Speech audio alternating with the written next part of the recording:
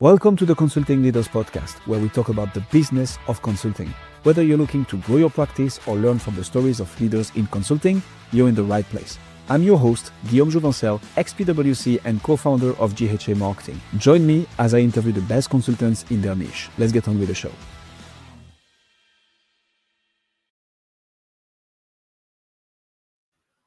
This double voice always gets me. Michael, thank you so much for coming on Consulting Leaders. Let's jump straight into it. What got you into consulting? Let's say in the consulting space.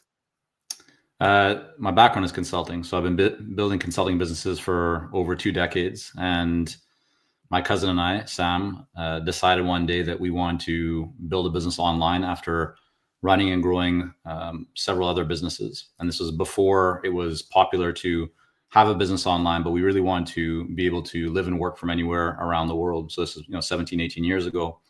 And we thought about where do we have the most experience? Where can we add value? And where can we share our experience of what's worked and hasn't worked? And consulting stood out because we had run other consulting businesses. So that was really the impetus for starting Consulting Success. It was not a business from day one. It was a place where we decided to share the good, the bad, the ugly, the story from the front lines, the trenches of what was actually working in the consulting field as, small boutique consulting business owners. And that took off, and people resonated with what we were sharing. They said, do you have a course that you could take us through to help us to become more successful consultants? And at that time we said, no, we don't, but we'll create one. And so we did, and we had thousands of people go through that. And they said, is there a way to work more closely with you? Do you have a coaching program? And we said, no, we don't, but we'll create one. And so we took the feedback from the market, and here we are today, almost 17, 18 years later. We've had the pleasure of working with thousands of consulting business owners from all around the world in many different industries. How is it to work with a family member, to build a business with a family member? Yeah, it's a real joy. I think the most important thing is that you truly love and you appreciate that family member, because you don't want to go into business with anyone, family member or not, that you don't see eye to eye with, or that would be a constant source of disagreement. Disagreement is healthy. Sam and I have many disagreements. We see things in different ways at times. We have our own strengths and weaknesses. We're very different people, but that's actually what makes the partnership work so well, is that you respect each other's opinions. You bring different opinions, different perspectives, and at the end of the day, I think what's most important is that you're aligned on values and you're aligned on the direction of where you want to take the business or what kind of impact you want to make. And so, again, as I mentioned, we've had many ups and downs and challenges, but the most important thing is that we've been able to talk through those, to work through them, to get realigned, and always focusing on the long-term vision. But I always find myself feeling or realizing how lucky I am to be building a business. But anyone that's in business understands that growing companies can be lonely at times. You have a lot of downs, you have ups, but having somebody that's there with you along for the ride, and especially somebody that you really care for, is, I think, a real blessing. So I appreciate it. Music to my ears.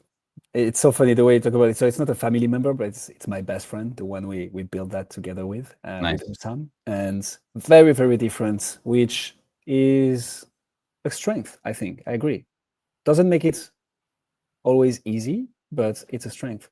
And for anybody out there considering, launching a consulting business or partnering with someone to build a consulting practice, the best advice I could give is, you're sometimes going to disagree. You're sometimes going to agree, obviously.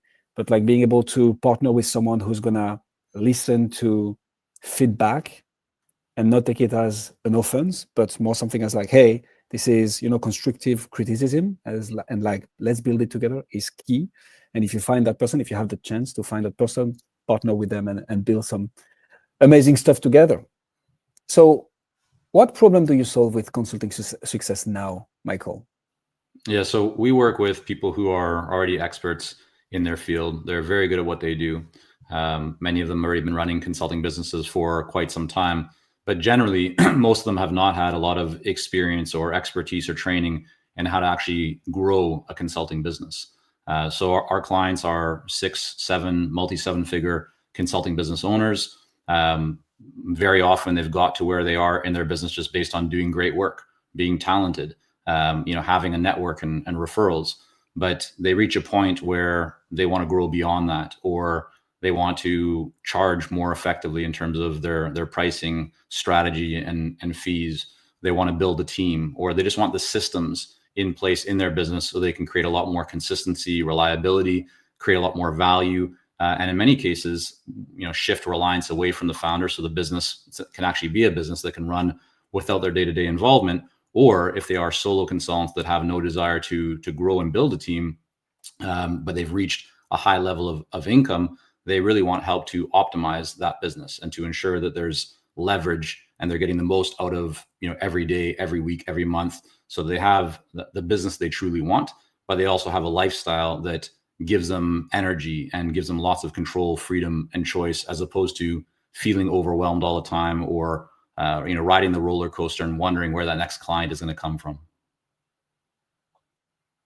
Okay, I love this. Many things to unpack here. So I'd say referrals is the natural initial way to grow as a good consultant.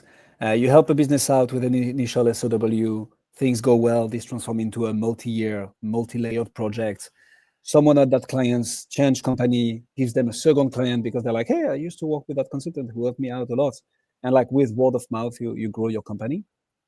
What do you typically recommend and help your clients implement when it comes to, okay, I'm growing from word of mouth, like I'm growing steadily, but now I want to put gasoline on the fire, if that's the right expression, and actually develop an acquisition channel? Like, what's the thing you see succeeding the most in your clients who take that step from referrals to first acquisition channel? Yeah. If I had to summarize it in one word, Guillaume, it would be focus. That's what most people tend to lack. And they try to do a lot of different things in different ways. They look at, they see something online or an online ad about somebody talking about the latest technology or whatever it might be. And they become very scattered. So the first thing, it doesn't matter, we've had so many examples of clients, whether they're already generating 6 figures or they're well into 7 figures, whether they have a team or they're solo. And everyone at every stage can benefit from this. And that is to begin, and really kind of peel back and get very clear on who is your ideal client. Who do you truly want to serve? And then going very deep to understand everything about them so that you can ensure that not only your positioning, your messaging, but also your content and your conversations can be aligned and resonate with what they really care for, right? We're in a day and age right now where every buyer has more choice than they've ever had in history, and that will likely only continue to increase. And so if you're going to the market and you're saying that you can help a lot of different people in a lot of different ways, if you lack that focus, then you end up just putting out general content, general information. You might think it's specific, but if everybody else thinks the same thing and they're doing the same thing, really what you're doing is becoming a commodity consultant. And that becomes very hard then to attract high value long-term clients. It becomes very challenging to be able to charge premium fees. And if you really want to stand out, then you need to get very clear on who your ideal client really is at a level that is probably deeper, more specific, and more kind of fine than you likely believe. But everything begins from that in terms of your messaging, your marketing, your offers, so on and so forth. Okay, you're not making this easy for me, Michael, because there are too many things I want to follow up on. So I'm going to go step by step. First thing is the shiny object, the latest technology. Sure. Obviously, nobody can help but think about AI, right? So how do you advise your clients who are like very specific experts in a specific niche, right, as a consultant, and they see, okay, AI is going to disrupt everything, right? You have a recent episode around that topic. So how do you keep people from going to that shiny object of like, okay, I need to become an AI consultant of this instead of keeping my focus and actually bringing that higher additional value that allows me to charge a premium? How do you go about that, and what do you recommend consultants do? Yeah, I mean, there's a lot to unpack that question, or I think a lot of different angles we could come at it with. But one of the first things that we do with all of our clients, Guillaume, is to get very clear with them on what success truly looks like. You can, if you think about a triangle for a moment, a lot of people put their business at the top of that triangle, and they put their lifestyle and everything else at the bottom, which means you have to make sacrifices with your lifestyle, which could be, relationship with a partner, your kids, your health, your wellness, whatever you sacrifice. At Consulting Success, we really believe that it needs to be the opposite, that you put the lifestyle at the top of the apex of the triangle and your business below it, so that you can then decide what decisions to make to structure your business model, who you work with, pricing strategy, everything else in a way that supports the lifestyle that you want to have. So that's number one, because that drives the decisions that you're going to make about everything else inside of your business. Now, in terms of your question around, the shiny object and how to stay away from that, and how to think about AI. Listen, AI is not going anywhere. This is the same, we could think about it the same way as the early days of the internet, and people thinking like, is this really going to be a big deal? Will people really spend time or shop and take out their credit card and, pay for a pair of shoes on a website? Like, that just sounds crazy.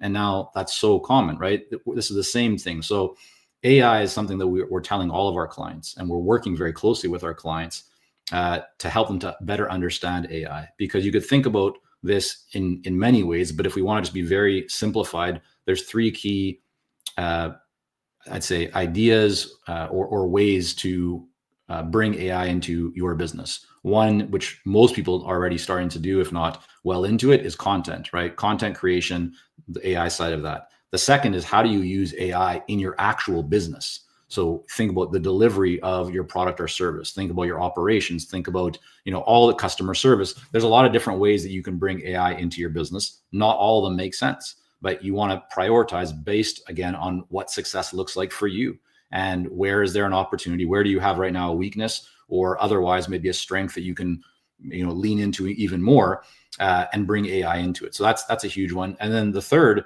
is, what is the impact of AI on your client's business, right? Or in the industry that you work.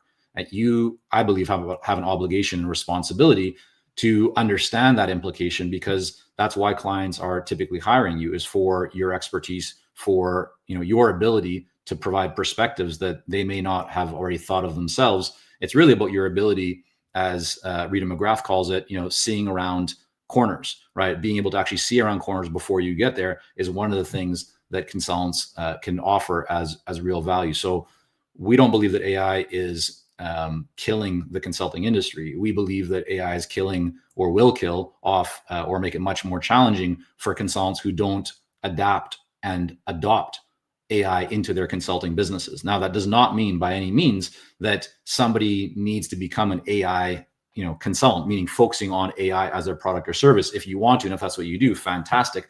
But we have clients in pharmaceutical, in science, in education, in nonprofits, in manufacturing, like the industries go on and on and on. There's an application for AI in all of those. And that's what's important to understand. And what we're talking about right now is, the AI amplified consultant. It's how do you use AI to amplify? And essentially it becomes a superpower for you, compared to those that are just putting their head in the sand, hoping that somehow, this goes away, or there's just a bubble and it's going to pop and everything's going to go back to normal. And I don't believe that to be the case.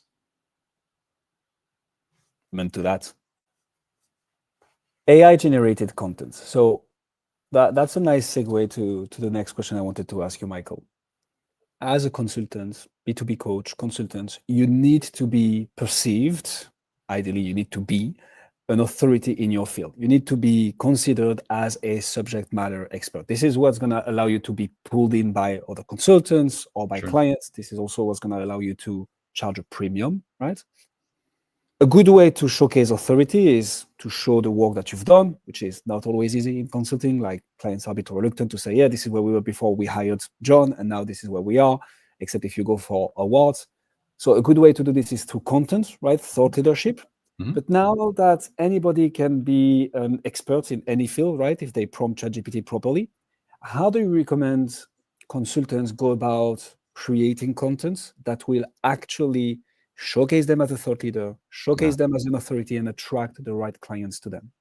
Yeah, so I think the first thing about that game is that most people are smart enough to understand and to recognize when somebody is just generating and publishing AI created slop, right? It's just a mess. you can tell in many different ways, this is not unique insight that somebody has just pushed a button a couple of times and hit publish. And that's what most people will do because it's the easy thing to do. It's the same way that if you think about marketing, most people from a marketing perspective, send emails using a lot of automation to hundreds or thousands of people all at one time. And they wonder why they're not getting a good response or result. It's because the person receiving that email knows that you've sent that to hundreds or thousands of people, and a very small percentage of them will actually take you seriously. And that number goes down even more when you're reaching a savvier, right, busier and busier buyer. So in the consulting space, right, what works a lot better than just hitting a button and trying to send to a lot of people is taking the time to actually research the person that you want to reach out to, right? Personalize that message. And that's just one way. Obviously, there's many different ways to do marketing or to think about lead generation or to grow your pipeline. But it's the same with AI and content creation. There'll be a lot of people who will just be lazy and they're going to just take some ideas, put them out there. The problem with that is that's what the majority of other people are doing. And so even though that might be better than what that person has done before, because likely they've done very little or nothing before, it's not a good representation of their expertise. And it certainly is not an insight. So if we think about the difference, right, the distinction between an insight and general content is when you have many people saying the same thing. It can't be an insight anymore because it's not insightful if it's a commodity. And so to rise up, and this is why I believe that you could view AI as, well, everybody now can do content, like that takes away my advantage. Well, yes and no. Yeah, everybody can do content, but not everybody can do content well. So the question then and the opportunity becomes, how do you use AI to help you to be even better at what you were good at before, or to level up beyond what most people would do? That means that you still need to bring your own unique opinions, right? Your polarizing perspectives, stories, examples from the work that you yourself have done that nobody else has done, right? All the things that only you can actually share and create. That's where insights are created. And that might also involve looking at data, studies, research, surveys, interviews, but taking and extracting insights from that. Again, what others are not doing, that's something that AI can help you with in many, many ways, whether it's editing or creating an initial, draft of something or creating graphics. AI can help you with that. But the insights is the important part. And that's, again, what creates a distinction between somebody who's just putting out general content and is really going to be competing in a landscape full of, or environment, I should say, full of, commodity consultants, and those that are separating themselves by truly leading with insight-driven content. Like that. The more you can include some proof and some personal experience into this of what you've done, the better, in my opinion, because this is something that AI won't have, right? It's not a real person. It's a thing, an entity, maybe let's call it, that is an expert for sure. But you're the one who's helped so-and-so and that many clients before with that particular expertise, that you're able to plug in that content and make it your own and make it better. How do you go from that, Michael, to selling? What I'm interested in understanding is, how do you recommend consultants typically go about that sales cycle? You're the authority, you're the SME, you got clients through word of mouth, referral, now you're ramping up an acquisition channel. How do you go from initial interest, right? You did it, you converted a total stranger to someone who knows what you do. Mm-hmm. How do you transform that into a letter of engagement? Yeah, I mean, so the first thing on that, is that there's no one way to do this, right? A lot of people say, like, this is the best way and I'm the guru in this. No, the reality is there's many different ways to grow a business. And again, it comes back to what I mentioned at the beginning, getting very clear on what are your strengths, where are your weaknesses, and then figuring out what is the path that has, least resistance that will work for you. And so what I mean by that is, we have some clients that are amazing at speaking and they're very comfortable speaking. Well, that could be a great channel for them to create leads. We have others that are amazing at creating content, articles. Others love networking. So you want to find the opportunity that works for you. And of course, you have to also align that or overlay that with how can you actually access your ideal clients. Just because you're good at speaking, if there's no great opportunities or events for you to actually get in front of your ideal clients by speaking, then that's not going to be a recipe for success. So there's that almost like the Venn diagram, right, of finding the overlap between your skill set, what the market wants, right, what's available, so on and so forth. But I mean, to your question, the way that we've done this over the years, and that many of our clients have, is we've led with content. We've I do a lot of speaking. I've spoken for many different consulting associations, given keynotes, workshops, facilitated events. I've written articles for different publications. I've gone on many podcasts. I'm very present. But another big thing, and really how we started from day one, is we've always had the mindset of long term and trying to give as much value as we can without an expectation of seeing a return instantly. Which means from a marketing perspective, it can be hard because the attribution isn't as clear, right? And we've published probably at this point close to 1,000 articles over the years. I mean, I can't tell you that this one article led to X number of clients. I can tell you the traffic to that article, right? There's other ways, obviously, to like use analytics to kind of get a sense of that. But we know because we ask people, and people tell us when they become clients or they reach out, they say, yeah, I heard about you through the Consulting Success podcast, or I read your book, The Elite Consulting Mind, or the Consulting Success book, or I saw you speak at this event, or, referrals and so forth. So that's, people come to us in different ways. The main thing that we always lead with, if I had to kind of try and make this hopefully more valuable for people, is that it's not so much about the channel. It's not so much about whether it's speaking or LinkedIn or, so on and so forth.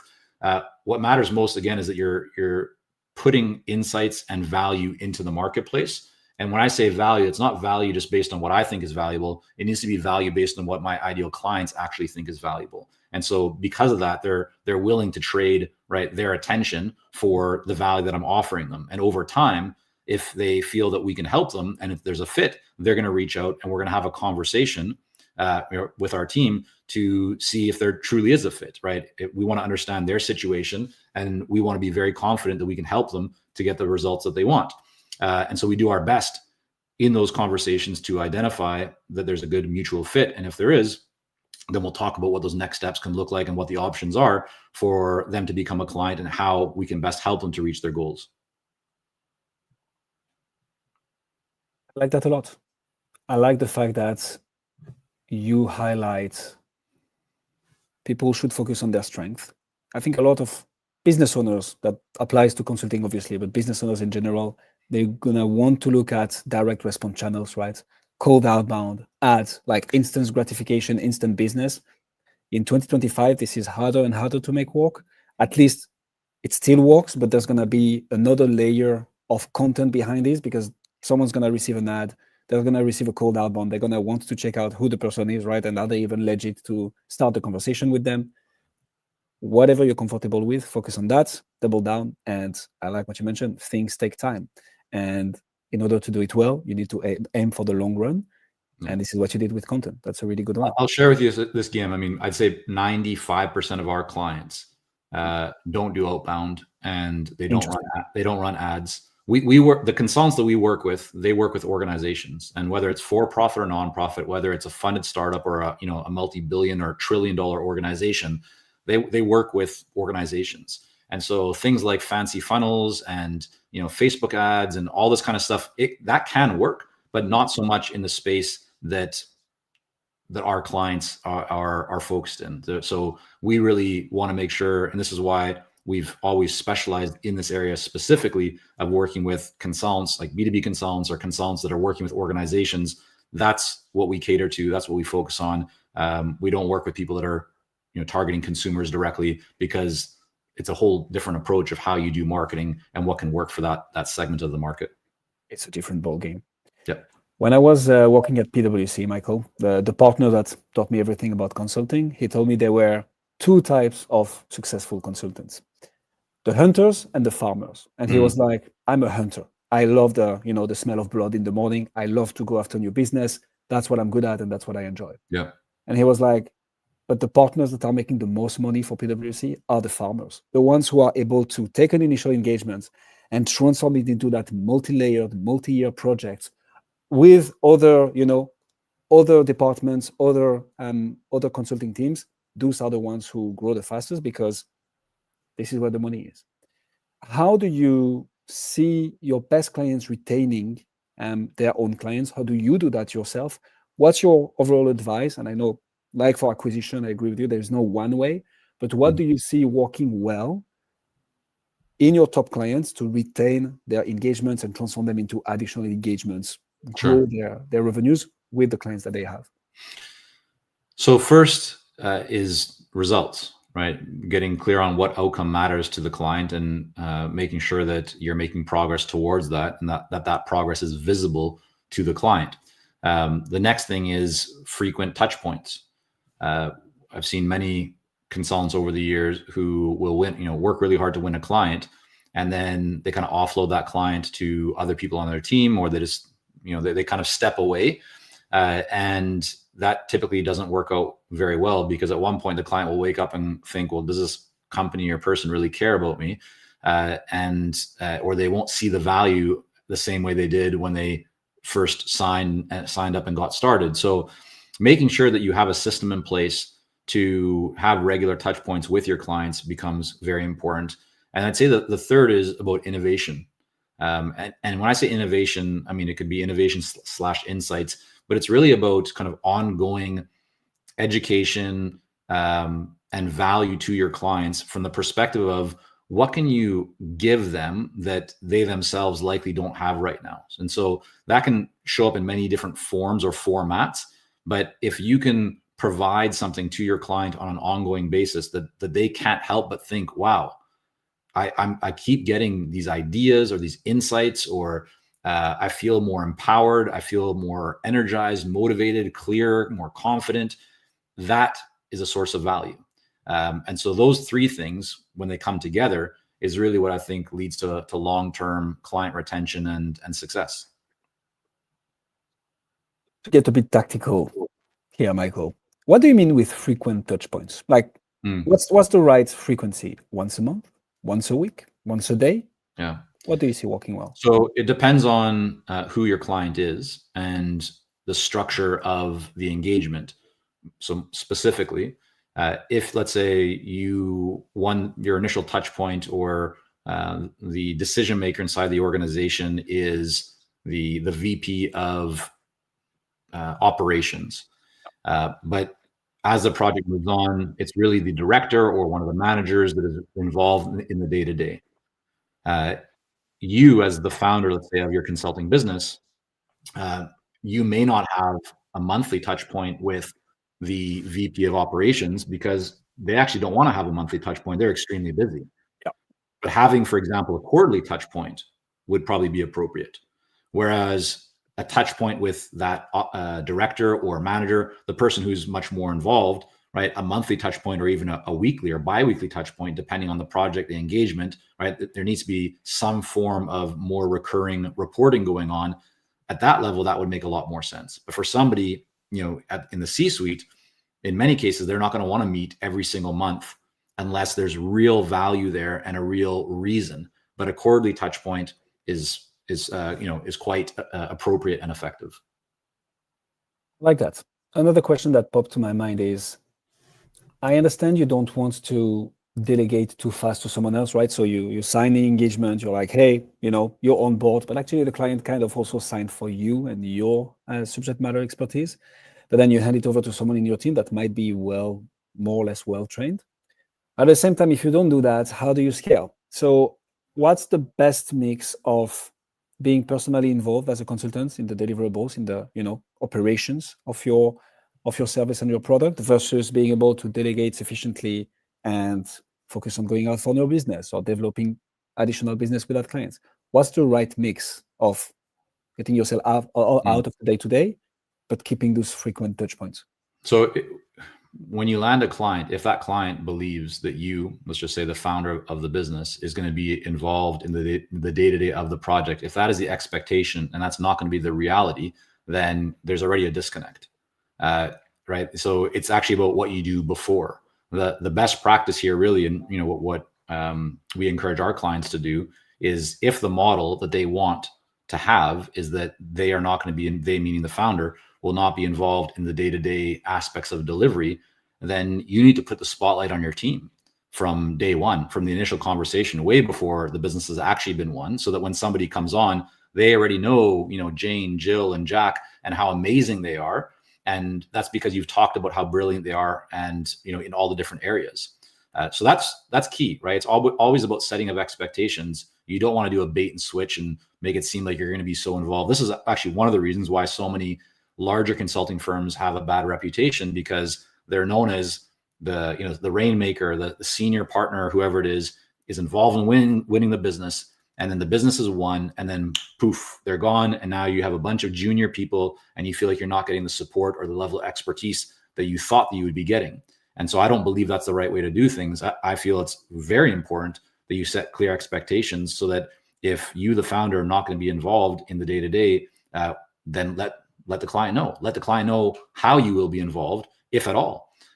We have some clients who want to be very involved in delivery because that's what they actually love the most. And so for them, the focus will be how to build a pipeline and lead generation channels and marketing and systems, so that or team members, so that they themselves don't have to be as involved in winning of the business. They can just be much more focused on delivery. And then for others, it's the exact opposite. They want to get out of delivery as quickly as they can, because they want to spend more time on strategy, vision, growth of the business, in whatever that means for them. And so then the focus is, well, how do you get the right productization in place, the right systems, the right team members, so that you can step away from delivery much, much faster? Where do you see consultants being the most stuck right now? In your experience training and helping that many consultants, like, where are they in late 2025, for anybody wondering when this episode is being recorded? Where are they the most stuck, and what's the way you're helping them walk around that, crux? Yeah, I mean, it's a great question, Gim, and the truth is there's no one. It depends on the stage of the consultant, and it also depends on what their goals are. But I can share a few very common ones. I mean, one that's probably been there for ages and will continue to be well into the future is attracting clients more consistently. We've seen more recently that the sales cycles have started to speed back up. Decisions are being made a little bit faster. But if we went back, 4, 5, 6, 7, 8 months ago, sales cycles were really quite a bit slower. There's a lot more hesitation in organizations to make decisions. And so that was a top of mind focus for many consultants. Is I have 3, 4 different projects that are supposed to be coming through, but they're just all sitting, and like, what do I do? So that's all about making sure that you're in the position that you have the right systems in place, so that your pipeline is always full and there's always enough opportunity for you out there. So that's a very common one. Another one that we see with people is, as they become more and more successful, if they haven't put the right systems in place in their business, they end up feeling overwhelmed. They end up feeling really stressed, and they end up feeling like, they're stuck because they're so busy just delivering. They're making good money in many cases. Right. I talked to a client the other day who's running, a business doing well over $1 million, but they have absolutely zero time for anything. And so they don't have a system. They haven't put it yet in place to be able to delegate effectively and to be able to scale and to grow, which is what they want to do. So that's a very common challenge as well for people, is they don't have the capacity. And so they need help to create more capacity in their business, so that they can take on more clients, or they can have a better business model that increases the value of every client.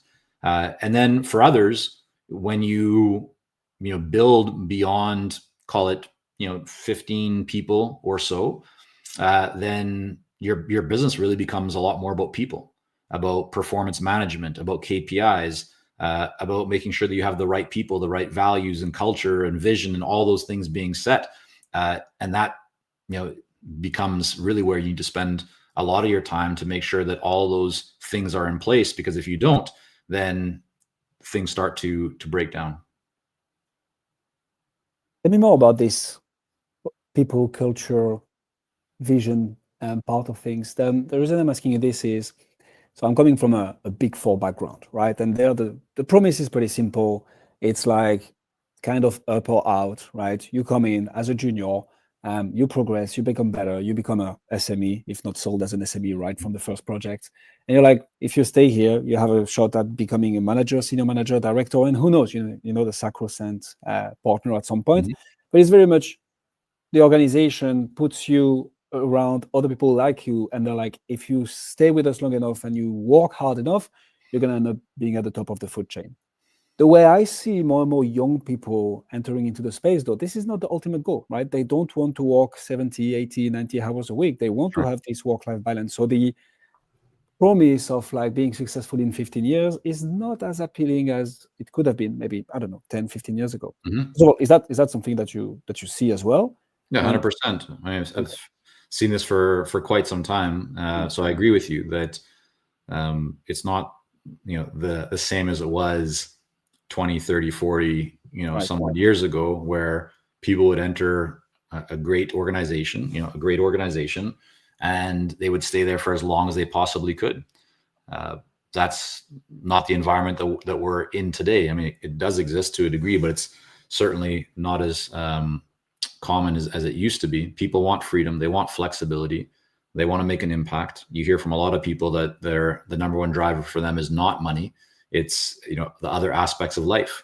I think people are becoming more aware that life, as they say, the saying is like, life is short, and they want to make sure that they're enjoying it. And I think the truth is that people have a lot more choices today than they've had in the past. I mean, you can go to Bali and join all the people there from all around the world, right? Wearing your tank tops and your shorts and flip flops, and run a business making hundreds of thousands of dollars or millions or whatever, and live that life if you want. These are all choices, right? There's more choices than we've ever had before, and so when you're running a company, it's really important to figure out who do you want to have on your team, and what does success look like for those people. So I mean, yeah, we can talk about any of those aspects that you want, but I certainly see that shift has been happening for many years. I like that. And I think it's being ready to listen truly what the people that you're hiring who fit your vision, obviously, but want, right? What are their expectations? What do they want out of working with you, for how long and how hard? And then it's like building that culture around that. I think this was an absolute masterclass, Michael. Is there anything that's I didn't ask you that you think is important to mention for B2B coaches and consultants listening to us right now?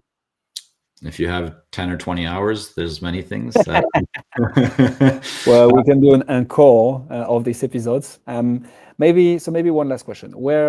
And because I'm starting to understand your pattern, it's going to be, there is not one thing, but if you had to pinpoint a couple of like big opportunities for consultants in the coming, 6 to 12 months, where whilst they need to keep their focus on the one thing they are good at and focus on delivering on that, but where are those big opportunities, in your opinion, in the consulting industry? Yeah. So AI is definitely a huge one. It's so important, and we're such big believers in this that we're launching another masterclass around AI, which we'll be offering on an ongoing basis, because we just see that this is something that's not going away, and people need to understand it, and find ways to bring it into their business in a thoughtful manner, not just taking it and blindly using it, because that can actually work against you. When you talk about AI content before, and AI generated content before, I think what a lot of people don't yet fully understand is that AI makes a lot of mistakes. And so if you're not very careful, you can end up ruining your reputation, or just being known as very lazy. So that's important. That doesn't mean don't use it. It means just learn how to use it effectively in the right way. And so we're going to be doing a lot more of that at Consulting Success. So that's number one. I think the other one is, we've talked about this a little bit, but it's also connected to AI and the age that we're in. But it's the disservice that consultants are doing to themselves right now by living and operating and communicating in a general manner.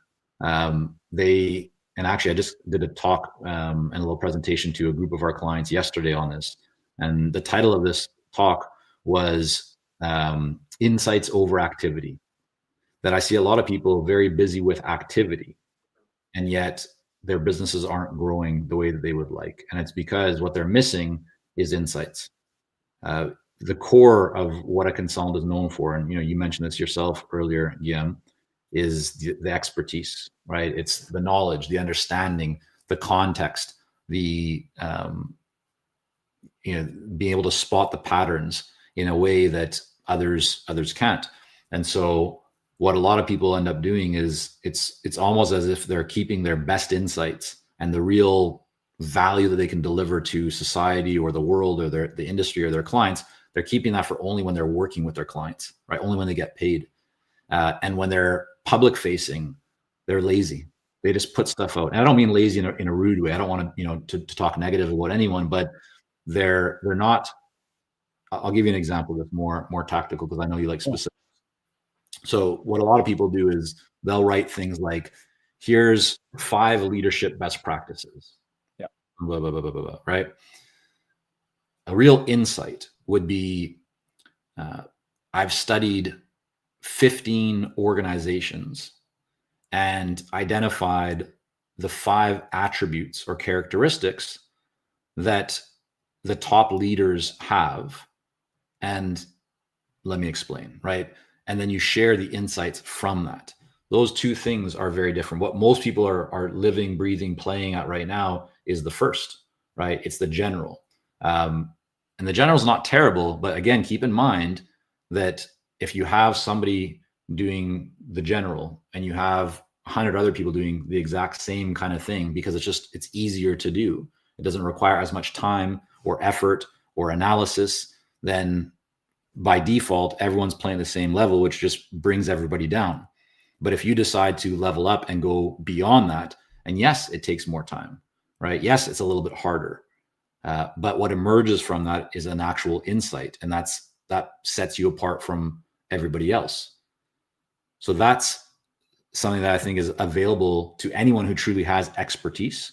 But you have to make that choice. It's the same with your marketing. You can do the easy thing, which is to automate a whole bunch of messages on LinkedIn or email or whatever. And, I wish you luck, like rub the magic lantern and hopefully the genie comes out. Right. Or you take more time and you go for value over volume.